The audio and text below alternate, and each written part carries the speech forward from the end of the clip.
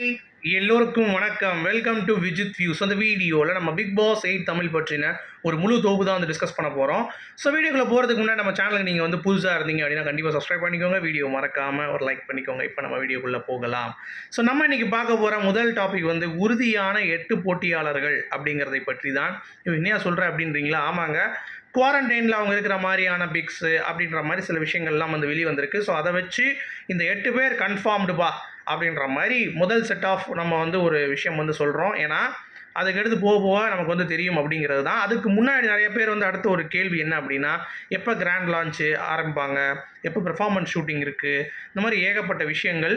So அதை பற்றியும் நம்ம வந்து பேச போகிறோம். ஸோ இந்த மாதிரி எல்லா in detail about Bigg Boss 8 Tamil அப்படிங்கிறது தான் இந்த வீடியோவுடைய முழுசாக நம்ம வந்து பேச போகிறோம் அப்படிங்கிறத சொல்லிவிட்டு இப்போ நம்ம வீடியோக்குள்ளே போகலாம். ஸோ ஃபஸ்ட்டு டாப்பிக்கே வந்து பார்த்திங்கன்னா, யார் யாரெல்லாம் குவாரண்டைனில் இருக்காங்க அப்படின்ற ஒரு அப்டேட்டு. ஸோ அக்டோபர் 4ஆம் தேதியிலேருந்து குவாரண்டைன் ஆரம்பிக்குது, ஓகேங்களா?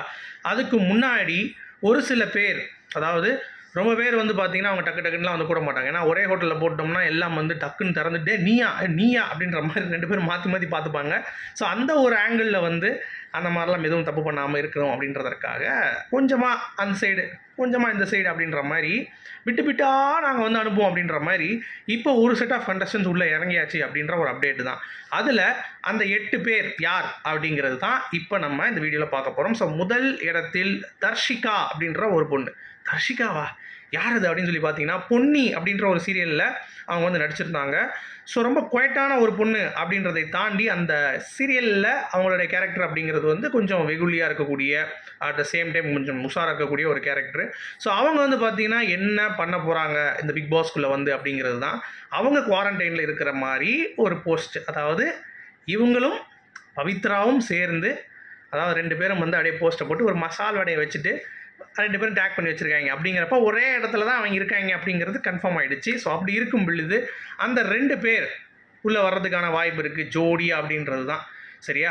ஸோ இந்த 2 பேர் அப்படிங்கிறது பவித்ரா ஜனனி மற்றும் தர்ஷிகா. ஸோ பவித்ரா ஜனனி ஏற்கனவே தெரியும் உங்களுக்கு, அவங்களும் ஒரு சீரியல் ஆர்டிஸ்ட் தான்.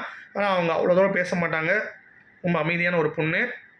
ஸோ இவங்க என்னடா அது 2 பொண்ணா, வேறு மாதிரி இருக்கே, எங்கே கேட்ட மாதிரி இருக்குல்ல? ஆமாம், எனக்கும் அப்படி தான் தோணுது. ஸோ மாயா பூர்ணிமா, இதில் யார் மாயா யார் பூர்ணிமா அப்படின்ற மாதிரி நமக்கு ஒரு விஷயம் இருந்தாலும், சரி ஏதோ ஒன்று டிஃப்ரெண்ட்டாக அவங்க வந்து ஒன்றா இருக்க போகிறோம் அப்படின்றத முடிவு பண்ணிட்டாங்க.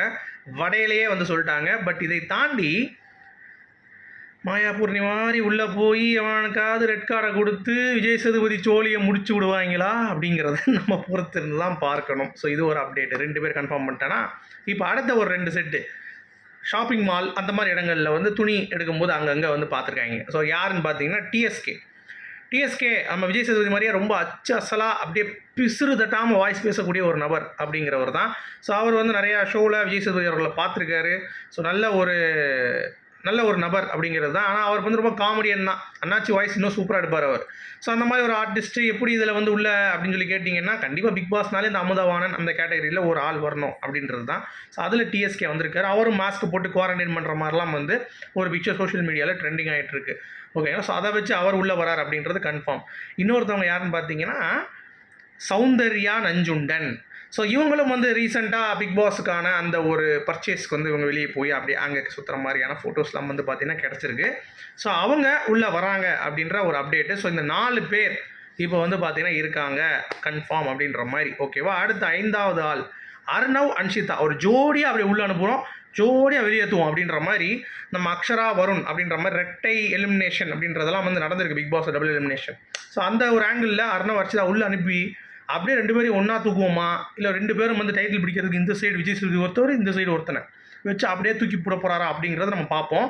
ஆனால் இவங்க 2 பேர் வந்து கன்ஃபார்ம்ட் அப்படின்றது தான் அப்டேட்டு. ஸோ அர்ணவ் பொறுத்த வரைக்கும் ஒரு சீரியல் ஆக்டர், சும்மாலாம் கிடையாது, சும்மா நம்மளை கோவப்பட்டு நல்ல கேம் ஆடக்கூடிய ஒரு நபர் தான். ஸோ கண்டிப்பாக அவர் வந்து பார்த்தாருன்னா ஒரு டேர்னிங் பாயிண்ட்டாக இருக்கும் அப்படிங்கிறது எனக்கு தோணுது. ஸோ அதனால் அவர் ப்ளஸ் அர்ஷிதாவும் சும்மா சொல்ல முடியாது, சும்மா வச்சு செய்கிறதுல ஒரு கில்லாடியான ஒரு பெண்மணி தான். ஸோ அவங்க உள்ளே வராங்கன்னா அவங்க என்ன சேலஞ்சஸ் வந்து பண்ண போகிறாங்க அப்படிங்கிறத வெயிட் பண்ணி பார்ப்போம். ஸோ 6 பேர் சொல்லிட்டேன். இன்னொரு 2 ரவீந்தர் சந்திரசேகர் அவர்கள், இவர் வந்து அக்டோபர் 4ஆம் தேதி குவாரண்டைன் அப்படி உள்ளே போகிறார் அப்படின்ற மாதிரி தகவல் நமக்கு கிடச்சிருக்கு. ஸோ 4ஆம் தேதி தான் என்னப்பா சொல்கிறேன் அப்படின்றீங்களா? ஏன் செட்டாக அனுப்புகிறாங்க அப்படின்னு பார்த்தீங்கன்னா, செட்டாக அனுப்புனாங்கன்னா அப்போ தான் தெரியும் யார் யாரெல்லாம் வந்து இருக்காங்க, ஒருவேளை நம்ம தான் இருக்குமா, இல்லை இந்த ரூமில் தனியாக போட்டாங்களா அப்படின்ற மாதிரி ஃபீலிங் வந்துடக்கூடாதுல்ல, அதனால் அங்கிட்டு இங்கிட்டு போட்டு வச்சுருப்பாங்க அப்படிங்கிறது தான். ஸோ ரவீந்தர் அவர்கள் உள்ளே கன்ஃபார்மாக போகிறார் அப்படின்றது அடுத்த அப்டேட். ஸோ இது வந்து 7. அப்புறம் அருண். ஸோ பாரதி கண்ணம்மா அந்த சீரியலில் நடித்த அருண் அவர்கள். ஸோ இவரும் வந்து கன்ஃபார்ம்டு கண்டஸ்டன்ட் அப்படிங்கிறது தான். ஏன்னா இவர் முதல்லே ட்ரைனிங்லாம் எடுத்துகிட்டு பயங்கரமாக வந்து அர்ச்சனா கூட வின் பண்ணியிருக்காங்கல்ல அவங்க.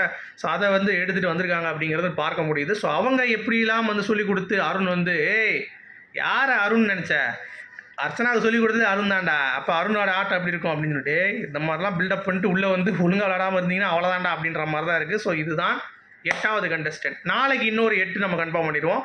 இந்த 8 உறுதியாக வரக்கூடிய கண்டஸ்டன்ட் அப்படிங்கிறது நம்ம வந்து சொல்லிக்கலாம். ஏன்னா அவங்களுடைய ரெஃபரன்ஸ்லாம் நம்ம எடுத்து பார்க்கும் பொழுது உள்ளே போயிருப்பாங்க அப்படின்ற அந்த ஒரு மனநிலை எனக்கும் இருக்குது. ஸோ கன்ஃபார்ம்டே நம்ம சொல்லிக்கலாம். ஓகேவா, 8 கண்டஸ்டன்ட் லிஸ்ட் அப்படின்னு சொல்லிட்டு. அடுத்து விஜய் சேதுபதி அவர்கள் எப்போ வரப்போகிறாரு, கிராண்ட் லான்ச் எப்போ, இல்லை எப்போ ஷூட்டிங் வரப்போகுது அப்படின்ற அடுத்த ஒரு டவுட் வரும் உங்களுக்கு. ஸோ என்ன அப்படின்னா சாட்டர்டே கிராண்ட் லான்ச்சுக்கான ஷூட்டிங்க. அதாவது விஜய் சேதுபதி அவர்கள் எல்லா கண்டஸ்டையும் கூப்பிட்டு வா வா வா நீ உள்ளே போ, வா வா வா நீ உள்ளே போ அப்படின்ற மாதிரி பண்ணக்கூடிய ஃபங்க்ஷன். சரியா, அந்த கிராண்ட் லான்ச். அடுத்து அதுக்கு முன்னாடி பெர்ஃபார்மன்ஸ்னு ஒன்று வைப்பாங்க. அதாவது நம்ம பால் டப்பா இருக்கார்ல, அவர் உள்ளே வராருன்னு போய் கொளுத்தி போட்டாங்க, அந்த மாதிரி எதுவுமே கிடையாது. பால் டப்பா அக்டோபர் 20ஆம் தேதி ஒரு கன்சர்ட் இருக்குது. சரியா, அதுக்கு அவர் போகிறார் போல தெரியுது, அதனால் அவர் வரல போல். சரியா, அதனால் அவர் வந்து ஒரு கன்சர்ட், அதாவது அவர் அடுத்தடுத்து இந்த மாதிரி படங்கள் பாட்டு இந்த மாதிரி பிஸியாக இருக்கிறதுனால பிக் பாஸில் ஒரு பெர்ஃபார்மன்ஸ் பண்ணால் நல்லாயிருக்கும் அப்படின்னு சொல்லிட்டு கண்டஸ்டன்ஸாக இல்லாதவங்கலாம் உள்ளே வந்து வர போகிறாங்க அப்படிங்கிறது தான் அப்டேட். அதாவது எப்படி சொல்ல வரேன் அப்படின்னா கண்டஸ்டன்ஸாக உள்ளே போகாதவங்க ஷோ வந்து பண்ண போகிறாங்க, பெர்ஃபார்மன்ஸ் பண்ண போகிறாங்க அப்படிங்கிற மாதிரி. ஸோ பால்டப்பாவுடைய பெர்ஃபார்மன்ஸ் இருக்குது அப்படின்றாங்க. ஸோ அந்த மாதிரி ஃப்ரைடே முக்கால்வாசி பேருடைய பெர்ஃபார்மன்ஸ் வந்து இருக்கும் அப்படின்ற மாதிரி சொல்கிறாங்க. சரியா, அடுத்து 4 days to go 3 days to go அந்த ப்ரோமோ வர ஆரம்பிச்சிருச்சு. அதில் இன்றைக்கி ஒரு ப்ரோமோ ரிலீஸ் ஆகிருக்கு 4 days to go அப்படின்ற மாதிரி. விஜய் சேதுபதி அவர்கள் பயங்கரமாக, அதாவது எல்லாமே தெரிஞ்சது தான் நமக்கு, அதை வந்து அப்படி சொல்கிறாரு. நேற்று கூட சொல்லியிருந்தார்ல, இந்த மாதிரி சமாதானமாக வந்து யாரும் போக மாட்டாங்கன்னு நினைக்கிறேன், சண்டை போடுவாங்கலாம் தெரில, சமாதானமாக போக மாட்டாங்க அப்படின்றத நம்புவோம் அப்படின்ற மாதிரி. அதே மாதிரி இந்த கோர்ட்லாம் அழிச்சிட்டு இன்றைக்கி ஒரு புது ஆட்டத்தை போடுவோம் அப்படின்ற மாதிரி ஒன்று சொல்லியிருக்காரு. அதாவது பழைய ஆட்டத்தெல்லாம் கழிச்சிருங்க, நல்லா சூரி பரோட்டா போடுற மாதிரி அழிச்சு விட்டு புது ஆட்டமாக போடுவோம், புதுசாக பரோட்டா சாப்பிடுவோம் அப்படின்ற மாதிரி கூப்பிட்றாப்புல. ஸோ எப்படி சாப்பிட்றாங்க அப்படிங்கிறத பார்ப்போம். அடுத்து இப்போது பிக் பாஸ் ரிவ்யூவர்ஸ்லாம் வந்து கண்டஸ்டன்ஸாக போகிறதுக்கான ஒரு ஆங்கிளில் ட்ரை பண்ணுறாங்க, அதெல்லாம் ஓகே. பட் கண்டஸ்டன்ஸ்லாம் பிக் பாஸ் ரிவ்யூவராக வந்தால் அப்போ எங்கே பொழப்பு அப்படின்ற மாதிரி சில விஷயங்கள் இப்போ நடக்க ஆரம்பிக்குது. என்ன அப்படின்னா வரிசையாக வந்து பார்த்தீங்கன்னா பிக் பாஸ் உள்ளே போயிட்டு வந்தவங்கலாம் சேனல் ஆரம்பித்து உட்காந்து ரிவ்யூ பண்ண ஆரம்பிச்சிட்டாங்க. அதில் வந்து நம்ம தாத்தா, அடுத்து இந்த சைடு வந்து பார்த்தீங்கன்னா சனம் செட்டி, அந்த ஒரு வரிசையில் அடுத்து விசித்ரா வந்து நேற்று ஒரு வீடியோ போட்டுருந்தான்னு நினைக்கிறேன். அவங்க பண்ண போகிறாங்களா அப்படிங்கிறது தெரில. இது மட்டும் இல்லாமல் நம்ம ஃபாத்திமா அவங்களும் பாபு அவங்களும் வந்து போட்டாங்க. யுகேந்திரன் அவர்கள் வந்து போட்டுட்டு தான் போனார், இப்போ திருப்பியும் போடுவார் அப்படிங்கிறது தெரில. அந்த மாதிரி ஏகப்பட்ட விஷயங்கள். அதாவது கண்டஸ்டன்ஸ் ரிவ்யூவர்ஸாக மாற வேண்டிய ஒரு கட்டாயத்தில் வந்து இந்த காலம் வந்து இருக்குது அப்படிங்கிறது தான். ரிவ்யூவர்ஸ் ஆனால் கண்டஸ்டன்ஸாக மாற மாட்டாங்க அப்படிங்கிறப்ப எங்கள் தலைவன் உள்ளே இறங்குறாண்டா அப்படின்ற மாதிரி ரவீந்தர் அவர்கள் வந்து உள்ளே இறங்குறாரு அப்படிங்கிறதுனால ஓகே பொழைச்சி போங்க. நான் நீங்கள் கேட்பீங்க, ஏன்னா நாங்கள் கேட்ட கேள்விக்கு நீங்கள் கேட்டிங்கன்னா ஆமாம் அப்போ உங்களால் தான் ஒருத்தர் உள்ள போயிருக்காரு ரிவ்யூவராக இருந்துட்டு கண்டஸ்டன்ட், அப்போ நீங்கள் பேசக்கூடாது அப்படின்ற மாதிரி சொல்லுவீங்கல்ல, அதனால தான் நான் சொல்கிறேன். ஸோ என்ன இருந்தாலும் இப்படியா வர்றது வருஷம் இந்த பாலாஜி முருகதாசர் வர போகிறாப்லையா, அடுத்தடுத்து நான் நிறைய கேள்வி போடுறேன், எல்லாம் வந்துட்டாங்கன்னா அப்போ நாங்கள் எங்கே போகிறது அப்படின்ற மாதிரி தான் இருக்குது. ஸோ உங்களுடைய கருத்துக்கள் சொல்லுங்கள். அடுத்து மீண்டும் இன்னொரு சூப்பரான சந்திப்போம். அது வரைக்கும் குட் பை.